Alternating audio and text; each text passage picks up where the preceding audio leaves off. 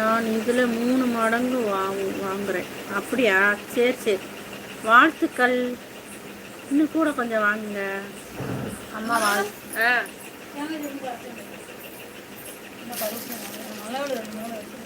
கருப்பில் இருக்கா?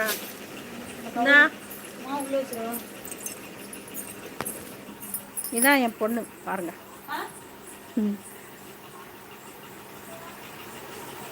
ஒரு பிள்ளை இந்த என்ன ஊரு போதும் அம்மா. என்னதுப்பா? இதுவே போதுமா? சரி சரி, ஏதோ ஊர் சொல்லிச்சு, அந்த ஊரில் இருக்கான். நீ படித்தது தான் படிச்சிருக்கான்.